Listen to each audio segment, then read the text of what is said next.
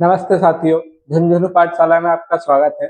देखिए, आज हम जो प्रश्नावली करने वाले हैं, इसमें 50 से ज्यादा प्रश्न हैं और ये जो क्लास है, ये राजस्थान रोडवेज के लिए है। ठीक है, तो उसमें जितने जो भी टॉपिक दिए हैं, सभी टॉपिक के प्रश्न मैंने रखे हैं हिंदी के। तो आज की जो क्लास है, 50 से ज्यादा प्रश्नों की है। अगर क्लास अच्छी लगे तो कमेंट में जरूर बताएं, और कुछ चेंजेस करना हो क्वेश्चन का लेवल तो बता देना कमेंट में। ठीक है, क्योंकि कुछ ही दिन बचे हैं, तो उसमें मैराथन क्लास चला देते हैं कुछ अधिक प्रश्नों की। तो उससे क्या होगा कि आपका अच्छा खासा रिवीजन हो जाएगा। और देखिए, जो अभी राजस्थान जो बुक को फॉलो कर रहा है, डॉक्टर वासुदेव नंदन प्रसाद, पटवार देख लो, रीड देख लो या फोर्थ ग्रेड देख लो, उसमें से ही बने हैं पेपर, उसमें से प्रश्न बने हैं।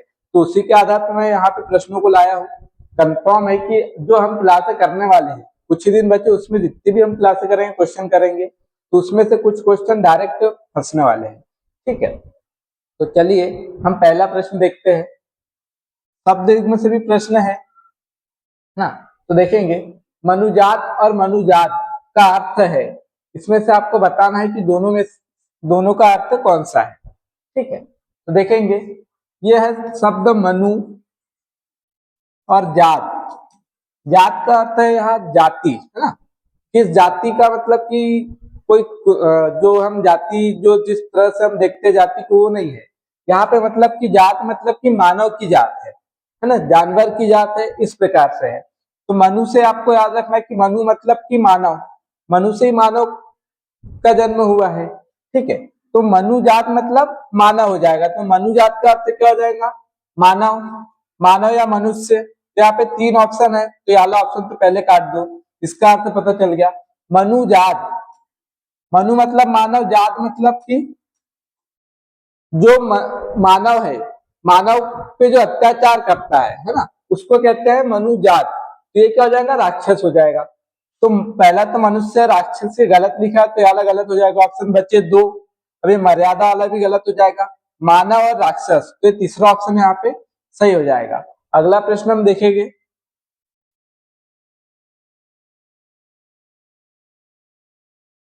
देखिए, दैत्यादि शब्द में संधि है, इसमें बताइए कौन सी संधि है? वृद्धि संधि, व्यंजन संधि, दीर्घ संधि या फिर यन संधि। अगर हम ट्रिक देखें तो हम क्या दिख रहा है? त के साथ आधा वर्ण, या के साथ आधा वर्ण, और आ भी दिख रहा है। तो या तो दीर्घ संधि हो सकती है या फिर ये यन संधि हो सकती है। तो इसका संधि विच्छेद करेंगे तो यह है दैत्य और अरि।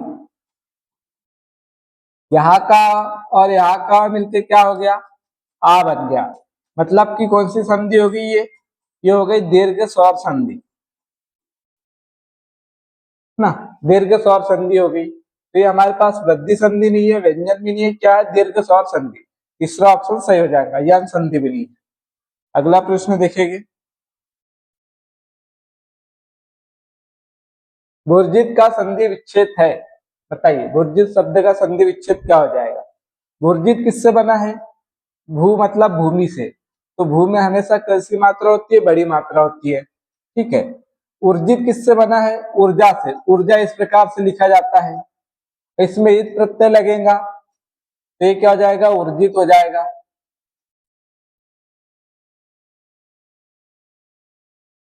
ठीक है, तो आपको याद रखना, अब ये छोटा हुआ वाला तो गलत हो गया, ये भी गलत हो गया। ये तो सही है, लेकिन यहाँ छोटा हुआ है तो गलत हो गया। ठीक है, ये भू और ऊर्जित, तो ये बिल्कुल सही है। तो तीसरा ऑप्शन यहाँ सही हो जाएगा।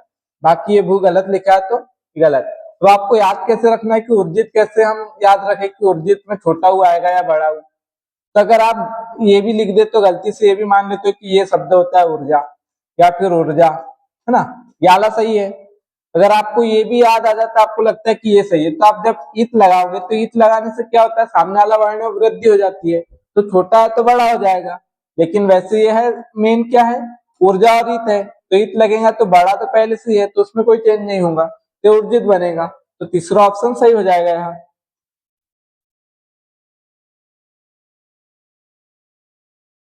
अंगूठी का नगीना, मुहावरे का सही अर्थ है, बताइए। ये मुहावरे का अर्थ बताना आपको। अंगूठी का नगीना क्या होता है? अमूल्य होगा क्या? नहीं, है ना। अंगूठी का जो नगीना है उसकी कीमत तो होती है, अमूल्य नहीं होता है वो। अत्यधिक प्रिय होना, तो जो अंगूठी होती है उसका जो मेन होता है वो क्या है, नगीना होता है। तो मेन वही होता है, अत्यधिक प्रिय वही है। अगर वही नहीं रहा तो उसका कोई मतलब ही नहीं रहेगा, इसलिए अत्यधिक प्रिय होना होगा। ठीक है, अंगूठी का नगीना का क्या अर्थ हो जाएगा, अत्यधिक प्रिय होना। सुंदर और सजीला होना नहीं होगा, दुर्लभ होना भी नहीं होगा।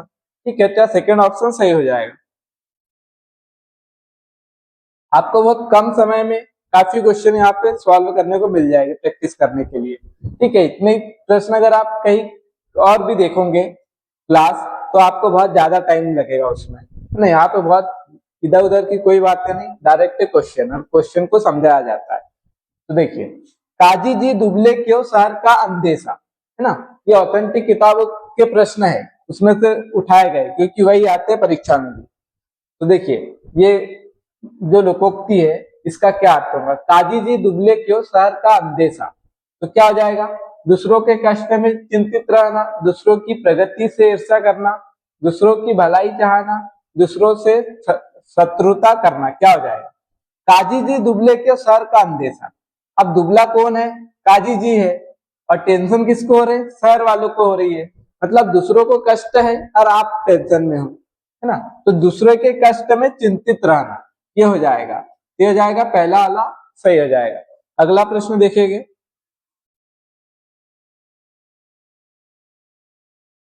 मन चंगा तो कटौती में गंगा। इस लोकोक्ति का अर्थ बताना है। ये तो आपने कई बार सुना ही होगा, है ना। गंगा स्नान महत्वपूर्ण है, ये बिल्कुल नहीं होगा। कटौती में हाथ धोना भी नहीं होगा। भारी बातों पर ध्यान न देना, ये भी नहीं होगा। क्या हो जाएगा, बाह्य आडंबरों में विश्वास न करना, है ना। जो बाह्य आडंबर होते हैं, जो अंधविश्वास होता है उस पर विश्वास ना करना, उसको ही क्या कहते हैं हम, मन चंगा तो कटौती में गंगा। देखिए, मुहावरे लोकोक्ति में क्या होता है कि मिलते जुलते ऑप्शन आ जाते हैं ना। आपने पढ़ा हुआ तो रहेगा मुहावरा लोकोक्ति, लेकिन मिलते जुलते ऑप्शन आ जाएंगे तो आप सोचेंगे इसमें से कौन सा लगाना है। ठीक है, तो सबसे सटीक आंसर देना होता है हमको। कान का कच्चा होना मुहावरे का अर्थ है। कान का कच्चा होना, बहरा होना बिल्कुल नहीं होता है। सुनी सुनाई बातों पर विश्वास करना, सभी पर अविश्वास करना, कान सुनाई देना, ये भी नहीं होगा, ये भी नहीं होगा। जो सुनी सुनाई बातों पर विश्वास कर ले वो उसको क्या कहते हैं, कान का कच्चा। ठीक है, तो सेकेंड ऑप्शन यहाँ पे सही हो जाता है। अगला प्रश्न देखेंगे, गड़े मुर्दे उखाड़ना का अभिप्राय है। बताइए, गड़े मुर्दे उखाड़ने का क्या अर्थ होता है। व्यर्थ श्रम करना होगा क्या, नहीं होगा। कब्रिस्तान में शरारत करना भी नहीं होगा। अंतिम संस्कार करना भी नहीं होगा। पुरानी अवांछित बातों को दोहराना। पुरानी जो बातें होती है अवांछित, मतलब जिसका कोई मतलब नहीं है ना, फालतू की जो पुरानी बातें हैं, पुरानी बातों को आप ला रहे हो, दोहरा रहे हो, तो वही होता है गड़े मुर्दे उखाड़ना। ये हमारे पास में चौथा ऑप्शन सही हो जाएगा। देखिए, शुद्ध शब्द है, बताइए चारों में से शुद्ध शब्द कौन सा है। प्रतिभूति, पड़ोसी, या फिर बीमार, या फिर कवित्री। क्या हो जाएगा, तो ये अशुद्ध है। ये क्या होगा, प्रतिभूति ना, छोटी ही रहेगी इसमें, बड़ी नहीं रहेगी। पड़ोसी भी गलत है, पड़ोसी एक ही अच्छा होता है, तो एक ही मात्रा रहेंगी इस पे, है ना, डबल नहीं रहेंगी। बीमार, बीमार गलत है, बीमार बहुत बड़ी चीज होती है ना, बड़ी चीज होती है मतलब बड़ी की मात्रा, बीमार। कवयित्री बिल्कुल सही लिखा हुआ है, तो शुद्ध जो शब्द है वो कवयित्री है, बाकी तीनों गलत है। ठीक है, इसके शुद्ध वर्तनियां लिख दी है। इसमें बताइए शुद्ध शब्द कौन सा है। सामग्री, प्रदर्शिनी, अनुग्रहित, या फिर तृतीय। क्या हो जाएगा, तो सामग्री नहीं होता है, क्या होता है, सामग्री होता है। प्रदर्शिनी नहीं होता है, प्रदर्शनी होता है। अनुग्रहित बिल्कुल सही लिखा हुआ है, अगर ये होता अनुग्रह भी हो जाता ना। अनुग्रह, ये भी शब्द सही है, तो इसमें इत जोड़ोगे तो फिर र री में बदल जाएगा। यहाँ इत जुड़ा थे, र री में बदल गया, तो ये भी सही है और ये भी सही है। ठीक है, तृतीय गलत लिखा हुआ है, ये तृतीय बड़ी की मात्रा होगी इसमें। तो शुद्ध शब्द कौन सा है? तीसरा वाला, अनुग्रहित बिल्कुल सही शब्द है। ठीक, चलिए।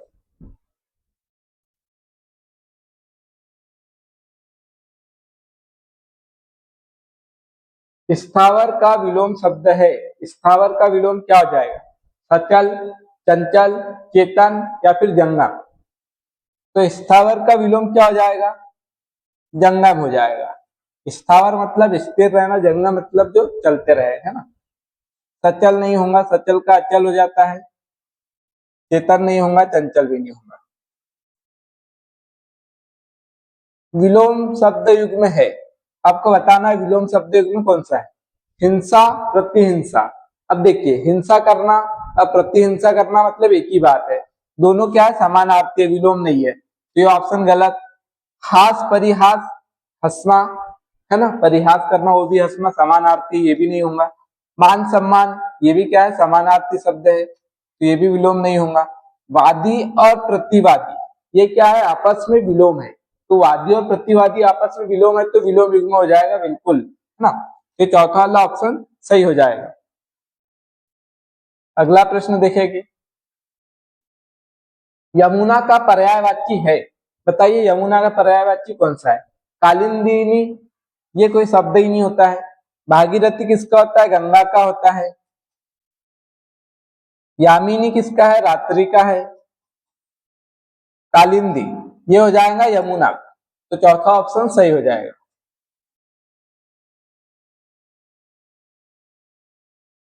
शंकर का पर्यायवाची नहीं है, इस पे ध्यान देना है ना, नहीं पूछा है। तो कौन सा? ललाटाक्ष, गंगाधर, त्रिलोचन या फिर शशधर? क्या हो जाएगा? शशधर किसका होगा? त्रिलोचन। ललाटाक्ष, ये ललाट और अक्षी से बना है। ललाट मतलब माथा, है ना, ये जो माथा है। अक्षी मतलब आंख, तो जिसके माथे पे आंख हो तो तीसरा आंख हम मानते हैं कि यहाँ माथे पे भगवान शंकर के, इसलिए उनको ललाटाक्ष भी कहते हैं। तो ये हमारे पास में पहला ऑप्शन बिल्कुल, ये तो इसका पर्यायवाची है ना, ये पर्यायवाची हो जाएगा शंकर का। गंगाधर, गंगा को धारण किए हुए है, इसलिए ये भी भगवान शंकर का क्या हो जाएगा? पर्यायवाची। त्रिलोचन, तीन लोचन है, इसलिए ये भी पर्यायवाची। शशधर, शशधर किसका हो जाएगा? ये चंद्रमा का होता है ना, चंद्रमा का। अगर शशिधर होता तब क्या हो जाता? भगवान शंकर का पर्यायवाची हो जाता, लेकिन शशधर है तो चंद्रमा का होगा। तो ये है शंकर जी का पर्यायवाची नहीं है चौथा, बाकी तीनों क्या है? पर्यायवाची है। अगला प्रश्न हम देखेंगे। वर प्रत्यय नहीं है, वर प्रत्यय नहीं है, चारों में से किसमें वर प्रत्यय नहीं है? या चारों में हमको वर दिख रहा है, ठीक है। ताकतवर, ये किससे बना है? ताकत और वर प्रत्यय से, तो इसमें वर प्रत्यय है। मान्यवर किससे बना है? मान्य और वर प्रत्यय से, तो यहाँ भी वर प्रत्यय है। जोरावर किससे बना है? ये बना है जोरा और वर से, तो यहाँ भी वर प्रत्यय है, तो तीनों में वर प्रत्यय है। जो कद्दावर है, ये क्या है? मूल शब्द है, ये मूल शब्द है, इसमें कोई प्रत्यय नहीं है, ठीक है। तो हमारे पास में जो वर प्रत्यय नहीं है, तो चौथे ऑप्शन में वर प्रत्यय नहीं है, तो यहाँ पे चौथा ऑप्शन सही हो जाता है। अगला प्रश्न देखेंगे। नाक प्रत्यय नहीं है, बताइए नाक प्रत्यय किसमें नहीं है? मैनाक, दर्दनाक, खतरनाक या फिर शर्मनाक?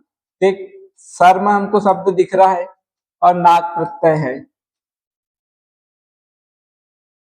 खतर और नाक है ना, खतरा भी हो सकता है ये, ठीक है, खतरा के साथ भी। दर्द और नाक तो है। मैनाक में अगर आप नाक निकाल दोगे तो मैं बचेगा, तो कोई शब्द ही नहीं हुआ, है ना। तो मैनाक क्या? मैनाक एक पर्वत का नाम है, ठीक है, इसमें नाक प्रत्यय नहीं है, ये हो जाएगा। तीनों शब्द में नाक प्रत्यय है, मैनाक में नहीं है।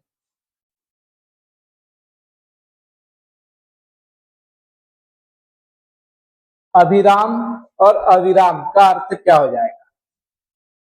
अभिराम और अविराम, तो आपको एक का तो अंतर पता चल जाएगा अर्थ। अ और विराम, विराम मतलब कि रुकना, और अ लगा दिया तो उसका विलोम बन गया, मतलब जो ना रुके, चलते रहे लगातार। तो सेकंड वाले में देखो ऐसा कोई शब्द है, यह है लगातार। और अभिराम का क्या हो जाएगा, तो राम भगवान कैसे है, सुंदर है ना। और अभी उसकी और विशेषता बता देता तो अधिक सुंदर जो हो, तो सुंदर ये हो जाएगा, चौथा ऑप्शन सही हो जाएगा। अभिराम का अर्थ हो जाएगा सुंदर, अभिराम का अर्थ हो जाएगा लगातार।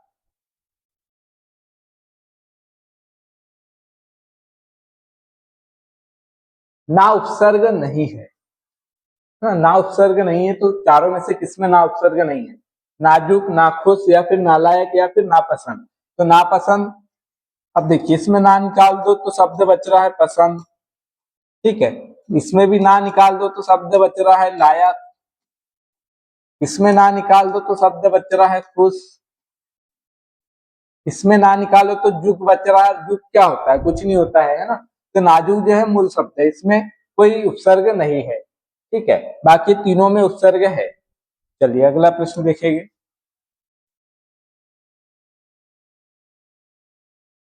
प्र उपसर्ग है, अब प्र उपसर्ग चारों में से किसमें दिख रहा है आपको, प्रश्न, प्रतिभा, प्रतिकूल, या फिर प्रयोग। प्रश्न में नहीं है, प्रतिभा में क्या है, प्रति और भा है, प्रतिकूल में भी क्या है, प्रति और कुल है। अब प्रयोग में क्या है, प्र और योग है। तो प्र उपसर्ग किसमें है, इसमें है, प्रयोग में।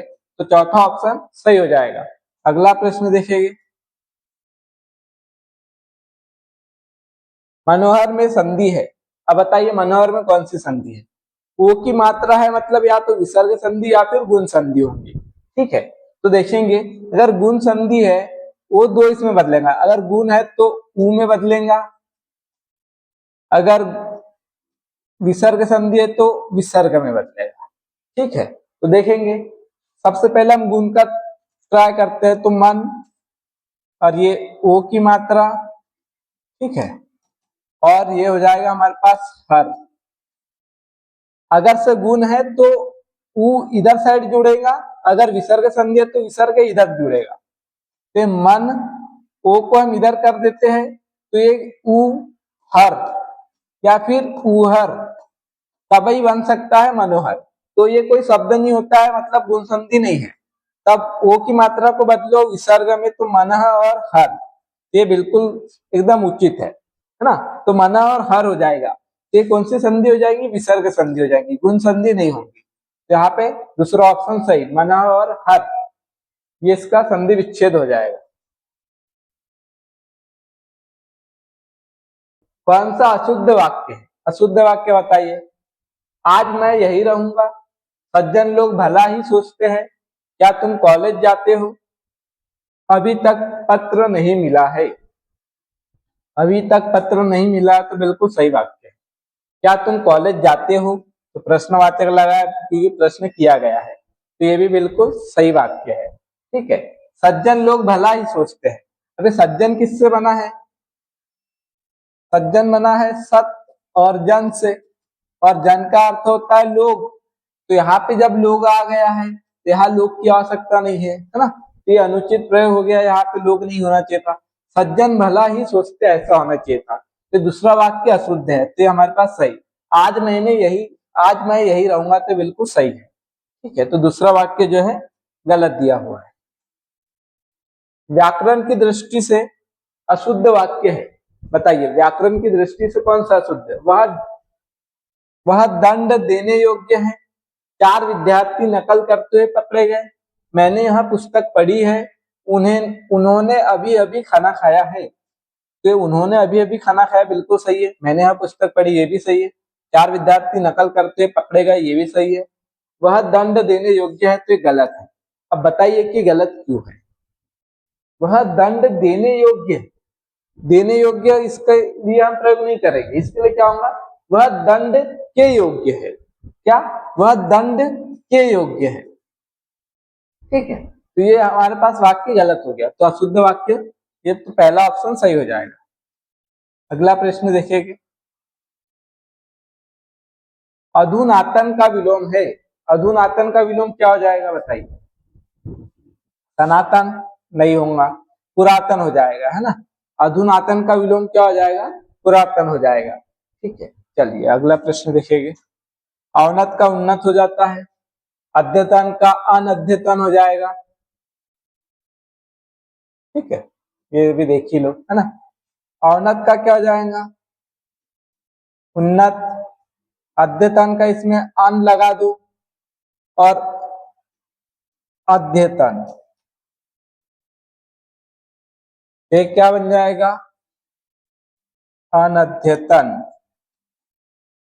ये हो जाएगा अद्यतन का विलोम अनद्यतन हो जाएगा। चलिए,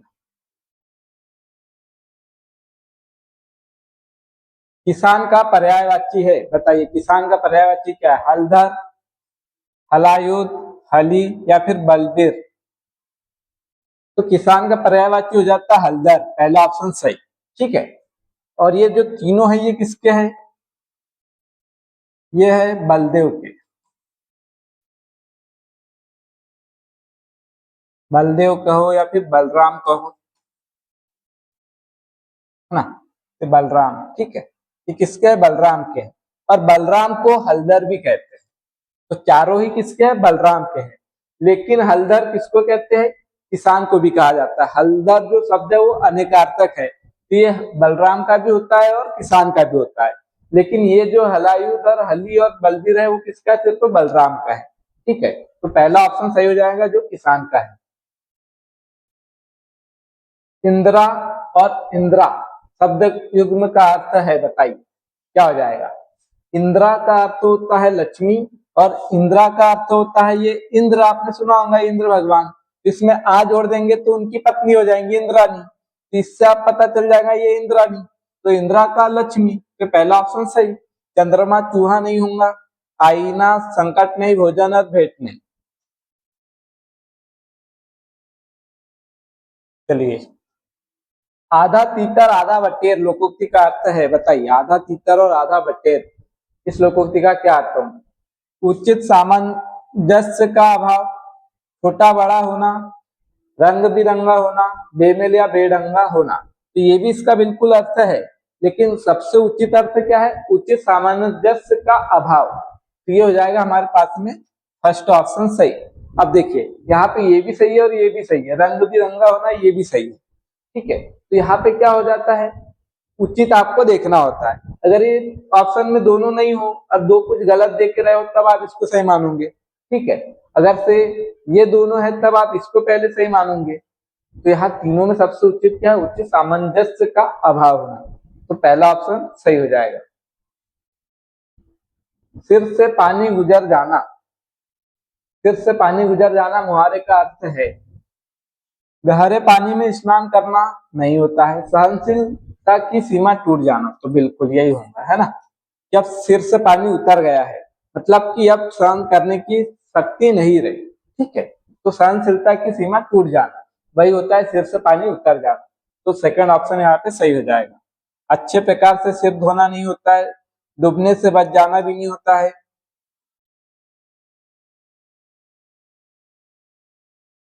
भूगोल का विलोम बताइए, भूगोल का विलोम क्या हो जाएगा? भूगोल मतलब कि भूमि, भूमि के बारे में जो चर्चा की जाए, है ना। और खगोल मतलब खग मतलब कि आकाश, तो आकाश के बारे में जो, तो आकाश भूमि दोनों में अंतर है ना, तो आपस में विलोम हो जाएंगे, तो इसका विलोम क्या हो जाएगा? खगोल हो जाएगा। भूगोल का विलोम खगोल हो जाएगा, चौथा ऑप्शन सही हो जाएगा। प्रेषण में उपसर्ग है, बताइए प्रेषण में कौन सा उपसर्ग है? प्रे उपसर्ग ही नहीं होता है, प्र भी नहीं होता है, अन तो प्रत्यय हो जाएगा, है ना। ये क्या है? प्र है, तो प्र हो जाएगा। ये बना किससे है? प्र और ईसन से बना है। इसमें संधि कौन सी है? इसमें संधि है गुण संधि हो जाएगी, गुण और संधि हो जाएगी। चलिए, सही संधि शब्द है, बताइए सही संधि शब्द कौन सा है? स्त्री और उचित से स्त्रोचित बनेगा, नदी और अर्पण से नद्यार्पण बनेगा, एक और एक से एक बनेगा, पितृ अनुमति से पितृ अनुमति बनेगा। तो चौथा वाला बिल्कुल सही है ना, इसमें कोई गलती नहीं है। तो इसमें कौन सी संधि है? तो यन संधि हो जाएगी। एक और एक की जब संधि होंगी तो ये गलत बना है, ये क्या बनेगा? अएक बनेगा, डबल मात्रा, है ना। नदी और अर्पण से क्या बनेगा? नद्यार्पण नहीं बनेगा, यहाँ अ है तो आ नहीं आएगा, ये क्या बनेगा? नद्यार्पण बनेगा, नद्यार्पण बनेगा। ठीक है, ये शब्द अशुद्ध है। स्त्रोचित से स्त्रोचित नहीं बनेगा, ये क्या बनेगा, अब ये त्र आधा हो जाएगा, ई यहाँ से निकली तो, और ई य में बदल गई, ठीक है, ई य में बदल गई, तो यहाँ पे क्या हो जाएगा, ये य में जुड़ेगा, स्त्रो,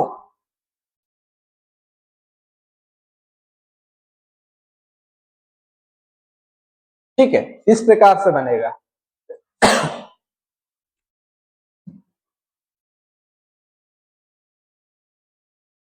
देखिए यहाँ पे है ई, इसमें है ये त्र आधा, ठीक है, इधर हमारे पास क्या है, ऊ है, तो अब ई किस में बदलेगा, ई बदलेगा य में, तो ई बदल गया य में, ठीक है, आधे य में, तो ऊ आके मिलेगा इसमें, तो ये क्या हो जाएगा, पूरा यू हो जाएगा, त्र आके मिलेगा तो ये हो जाएगा, ठीक है, तो ये क्या बनेगा, आधा स त्र यू और चेत, ये बनेगा शब्द। इसका जो सही शब्द क्या बनेगा, स्त्रोचित बनेगा, है ना, ओ की मात्रा भी नहीं आएगी, ऊ की आएगी, ऊ है तो ऊ जुड़ेगा इसमें, ठीक है। चलिए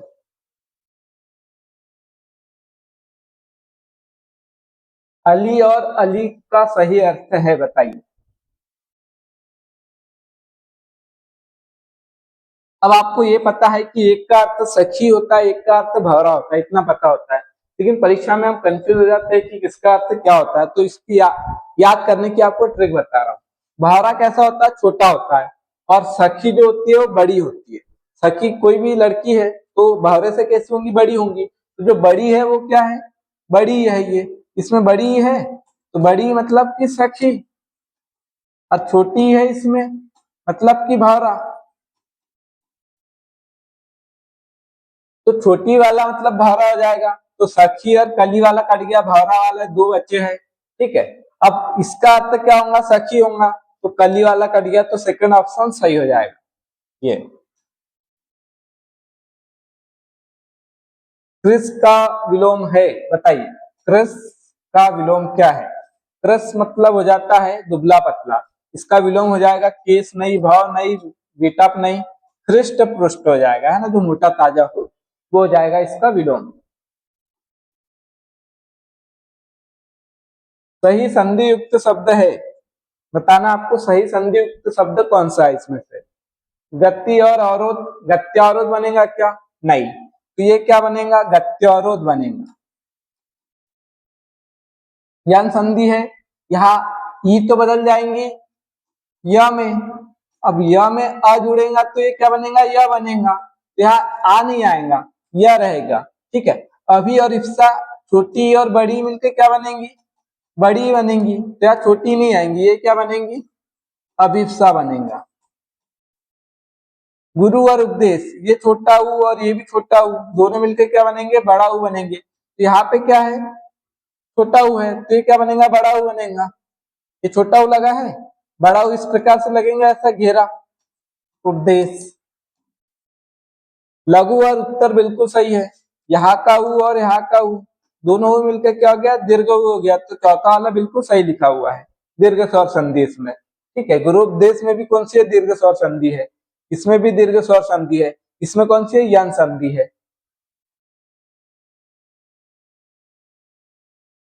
ईत प्रत्यय नहीं है बताइए, इसमें से ईत प्रत्यय किसमें नहीं है, परहित, फलित, पुष्पित या कटंकित, तो यह है पर और हित, तो इसी में नहीं है, इसमें पर उपसर्ग है ना, हित शब्द हो गया, प्रत्यय नहीं है, तो ये सही हो गया। फलित में ईत प्रत्यय है, फल और ईत, तो बिल्कुल सही है। पुष्पित में है पुष्प और ईत, कटंकित में है कटंक और ईत, ये इसमें तीनों में है, इस यहाँ पे हित है, तो ये पहला ऑप्शन सही हो जाएगा। मना धन अनुकूल का संधि है बताइए, इसके संधि क्या होंगी, मना धन अनुकूल की संधि क्या होंगी। अब यहाँ पे जो विसर्ग है इसके बाद अ आ गया है, तो ये किसमें बदल जाएगा, ओ में बदल जाएगा, तो ये क्या हो जाएगा, मनोकूल हो जाएगा, तो ये हो जाएगा पहला ऑप्शन बिल्कुल सही। मनोकूल है लेकिन यहाँ पे छोटा ऊ लगा के ये गलत हो गया, मनोकूल नहीं होगा ना, मनोकूल इसमें बड़ा ऊ नहीं होगा, इस पहले ही वाला जो है बिल्कुल सही लिखा हुआ है। संगम का संधि विच्छेद क्या हो जाएगा? संगम का संधि विच्छेद बताइए। तो संगम का क्या हो जाएगा? जो बिंदी होती है हमेशा म में बदलती है, याद रखना, सम और गम हो जाएगा। सम और गम हो जाएगा, समागम नहीं होगा, संग नहीं होगा, संग नहीं होगा, सम होगा। हलंत वाला होगा, है ना, यहाँ हलंत नहीं है, इस चौथे वाले में हलंत लगा हुआ है। ठीक है, चलिए अब व्यंजन संधि है, उसमें शुद्ध वाक्य है, बताइए इसमें से शुद्ध वाक्य कौन सा है? कृपा आने की अनुकंपा करे, कृपा और अनुकंपा एक ही अर्थ में आ गए, तो दोनों क्या हो गए यहाँ पे गलत। या तो कृपा आने, कृपा आने, है ना, कृपा करके आए, या फिर आने की अनुकंपा करे। कृपा या फिर अनुकंपा, दोनों में से कोई एक होना चाहिए था, तो ये गलत हो गया। तुम्ही ने ही यह गलती की है, अब यहाँ पे तुम्ही में ही आ गया, यहाँ भी ही आ गया, तो कोई एक ही होना चाहिए था। या तो तुम्ही ने यह गलती की, या फिर तुमने यह गलती की, है ना। या तो तुमने लिखना था, तुमने ही यह गलती की, या फिर तुम्ही ने यह गलती की, ये भी गलत हो गया। वह सदैव ही बीमार रहता है, तो यहाँ पे सदा जो है, एव मतलब होता है ही, एव का अर्थ ही होता है ही, तो यहाँ पे तो ही आ गया, तो यहाँ ही क्या आ सकता नहीं है। वह सदैव बीमार रहता है, ये होना चाहिए था, या फिर वह सदा ही बीमार रहता है ना, ये होना चाहिए था। तो ये क्या हो जाएगा? गलत हो जाएगा। आप यहाँ क्या होना चाहिए था? वह सदैव ही बीमार रहता है, या फिर क्या होना चाहिए था? वह सदा ही बीमार रहता है, ये होना चाहिए था, है ना। किसने यह कहा था? तो ये बिल्कुल सही है, चौथा बिल्कुल सही है।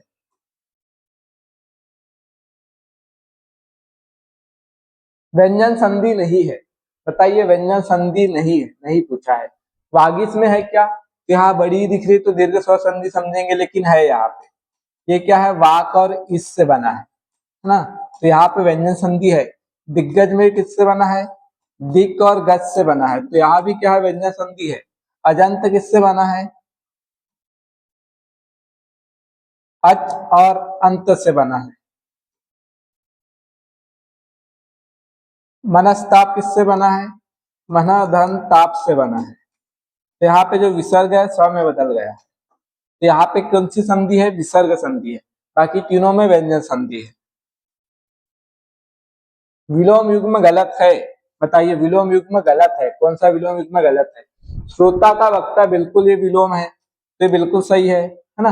युगल का जोड़ा, युगल मतलब कि होता है जोड़ा, तो दोनों क्या है? समानार्थी है, तो ये गलत दे के रखा है, यही हमारा आंसर हो गया। व्यष्टि का समष्टि होता है, विरक्त का आसक्त होता है, बिल्कुल सही है ये। तो यहाँ पे जो गलत दे के रखा है वो ये दे के रखा है। जो युगल है इसका विलोम क्या हो जाएगा? एकल हो जाएगा ना।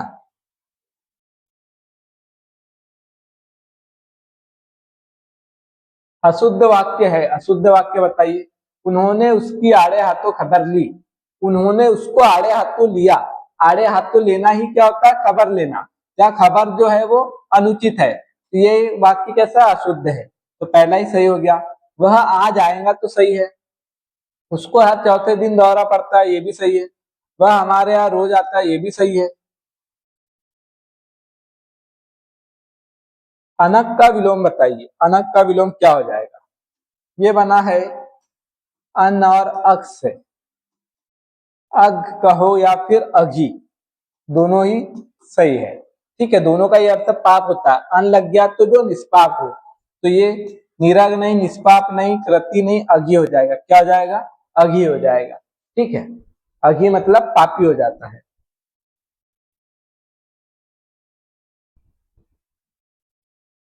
अस्सी की आमद 84 खर्च, लोकोक्ति का अर्थ है। 80 की आमद, 80 कमा रहे हो आप, है ना। 84 खर्च, 84 खर्च, तो बताइए कमाने से ज्यादा तो आप खर्च कर रहे हो ना। आमदनी से अधिक खर्च, तो आमदनी से अधिक खर्च, यही हो गया सही। अपनी इज्जत अपने हाथ नहीं होगा, बेसहारे का सहारा नहीं होगा। आमदनी से अधिक खर्च नहीं, आमदनी अधिक खर्च कम, तो ये भी नहीं है ना। आमदनी आपकी कम है और खर्चे आपके अधिक है, तो उसको कहते हैं 80 की आमद 84 का खर्च।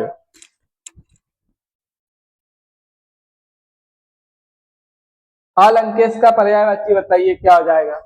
अलंकेश मतलब जो पहले लंकेश था, लंका का ईश था, बाद में वो अलंकेश हो गया, जो अब लंका का ईश नहीं है। तो पहले लंका के ईश कौन थे? कुबेर भगवान थे। ठीक है, फिर रावण के पास लंका आ गई तो कुबेर अलंकेश हो गए। तो अलंकेश किसका पर्यायवाची है?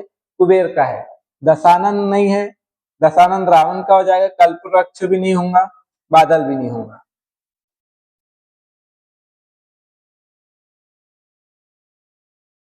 गणना और गणना शब्द युग्म का अर्थ है गणना मतलब चुभना, गणना करना मतलब गिनती करना।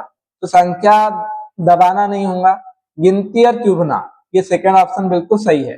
जोड़ना घटाना नहीं होगा, योग और भोग भी नहीं होगा। अभय उभय का अर्थ है, अभय और उभय का अर्थ क्या हो जाएगा? और भय, भय मतलब डर, अलज्ञा मतलब निडर, है ना। जिसको डर ना हो तो निडर वाले दो ऑप्शन हैं, तो ये कट गए दो में से। अब उभय मतलब उभय, उभय निष्ठ निकालते हैं गणित में। दो दो चीजें कॉमन होती है, उसमें से एक को निकालते हैं, मतलब दो चीजें होना चाहिए तो उभय होता है। तो उभय मतलब दोनों। तो पहला ऑप्शन यहाँ सही हो जाएगा। मेघ और मेथ का अर्थ क्या हो जाएगा बताइए। मेघ और मेथ का अर्थ क्या हो जाएगा? तो जो मेघ है मतलब बादल। आपने मेध यज्ञ सुना होगा घोड़े के, है ना, घोड़े की जो बलि देते हैं। तो घोड़े का जो यज्ञ होता है ना, जिसको छोड़ देते हैं घोड़े को और फिर जो पकड़ता है उससे युद्ध करना होता है, तो मेन जो मेध यज्ञ होता है वो घोड़े के कारण होता है ना। तो मेध का अर्थ क्या हो जाएगा यहाँ पे? यज्ञ हो जाएगा। ठीक है, तो इससे आपको याद रखना है। तो बादल और यज्ञ बिल्कुल सही हो जाएगा इसका, है ना। चलिए,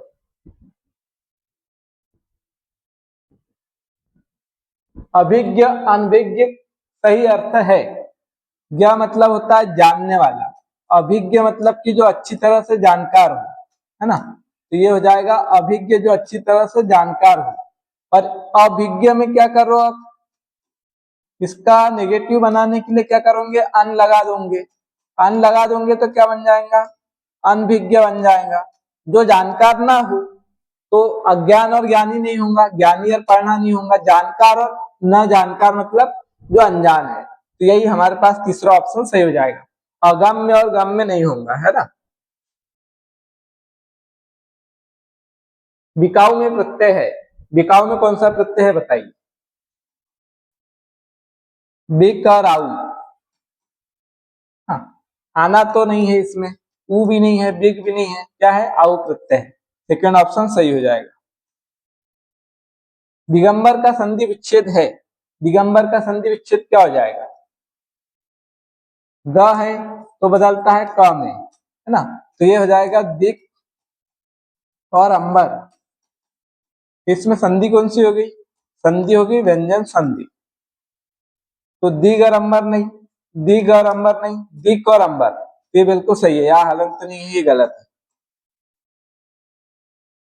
हेडमास्टर में उपसर्ग बताइए कौन सा है? हेडमास्टर, हेड और मास्टर। ठीक है, तो हेड क्या हो गया? यहाँ पे उपसर्ग हो गया, हे नहीं है, ह नहीं है, हेडम भी नहीं है, हेड हो जाएगा चौथा ऑप्शन सही। फिर आपसे पूछा कि हेड मास्टर में किस भाषा का उपसर्ग है, तो हेड किस भाषा का उपसर्ग है? अंग्रेजी भाषा का है। और हेड मास्टर पूरा शब्द ही क्या है? अंग्रेजी शब्द है। किस भाषा का है? अंग्रेजी भाषा का है। चलिए अगला प्रश्न देखेंगे।